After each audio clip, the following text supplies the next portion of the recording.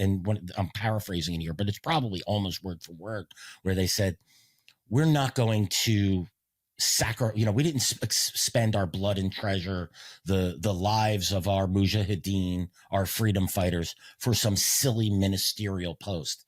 And that's exactly what the Taliban did. And there is no unity government. They never negotiated with the Afghan government. They just made it look like they would so the U.S. would leave.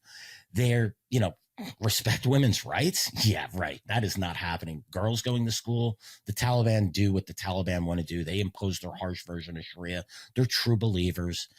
People say, oh, well, they care about international legitimacy, but they don't. They'll take whatever legitimacy we give them, and we gave it to them with the Doha Agreement, and then by abiding to that Doha Agreement and what the Biden administration's withdrawal. It's a nightmare in Afghanistan, and it's worse than it was pre 9/11. Sure, we are far better at security here in the United States internally, but the Taliban control 100% of Afghanistan. There is no Northern Alliance 2.0 that we can rely on for intelligence and support them and, to get targeting information. Afghanistan has become a black hole. And when you give an enemy like al-Qaeda the time, space, and security to recruit, to train, to indoctrinate, to plot attacks, who thought that 9/11, that you should do some pilot training and take box cutters on a plane and take out airplanes? I don't want to find out what happens next when they have this time and space. And we're not just there in Afghanistan, we're there in Syria now as well. Ladies and gentlemen, if you're looking for something really unique and special for this Father's Day, listen up. I want to tell you about Firecracker Farm hot salt. This is not just your run-of-the-mill salt. It's pure sea salt infused with Carolina Reaper, scorpion, and ghost peppers. Don't worry, it's not just about the heat. It's also about the flavor.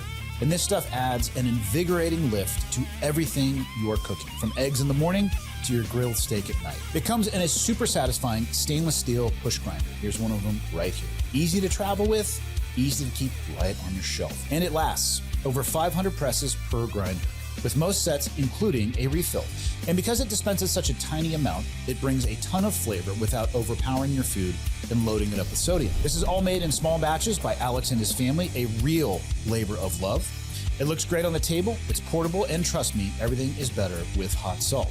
So if you're hunting for a Father's Day gift that isn't socks or tools, go now to firecracker.farm and use the code IRONCLAD for a discount. I promise you that you will not regret it. That is firecracker.farm. Enjoy. Can you imagine if we had a time machine and we could go back to just right after 9/11 and sit down with the Bush administration and be like, listen, if we do this on the plan that you want to do, 20 plus years from now, we're actually going to be equipping, arming, and housing the same al-Qaeda organization in Afghanistan through U.S. equipment, resources, and infrastructure that we built. They would look at you and say, you're out of your fucking mind. There's no way that's going to be the case. And yet here we are, right? I mean, I do wish, you know what? I think if we did build that time machine, I'm a fan of classic Greek literature, and Cassandra is one of my favorite characters, right? She's the son of Priam, the king of Troy, who was raped by Apollo, a Greek god, and she was cursed with, because she talked about it, she was cursed with seeing the future and no one believing her. And that's how I felt during this entire covering this war on terror.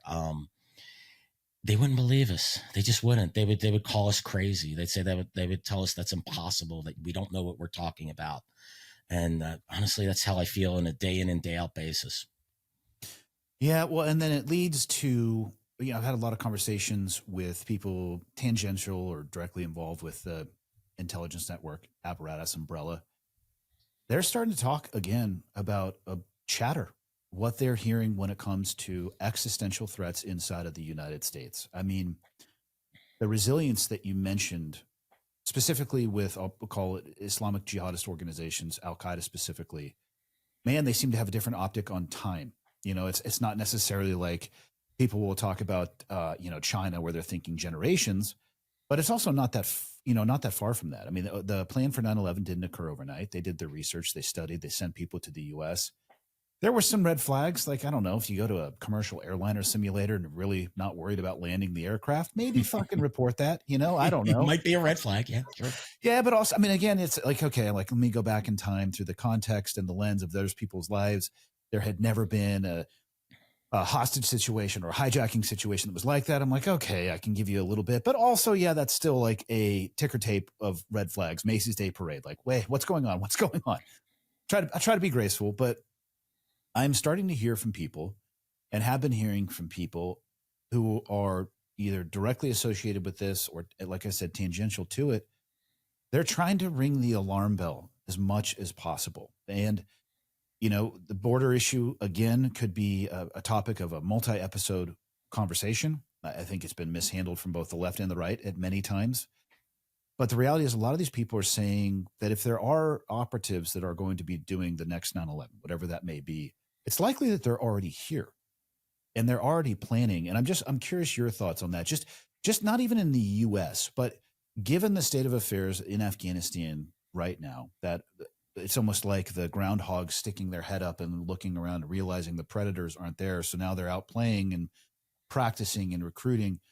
What type of risk threshold is this creating, or not necessarily threshold, a risk assessment, I would say, not only to the United States, but other countries as well? Because we're not the only people that are on the target list for, jihadist networks. Yeah. And I think we have to remember, I'm going to take a quick step back here. And first of all, the risk is high in my estimation, because you have terrorist havens now in Afghanistan and in Syria. Half of Somalia is under al-Qaeda control with Shabab. Yeah.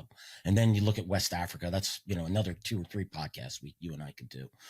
You have to step back. What is the goal of the jihadist groups? What is the goal of al-Qaeda as well as the Islamic State? And we have to remember, you mentioned the border. We had 8 operatives from the Islamic State that came across the border that were captured. So we know they're trying.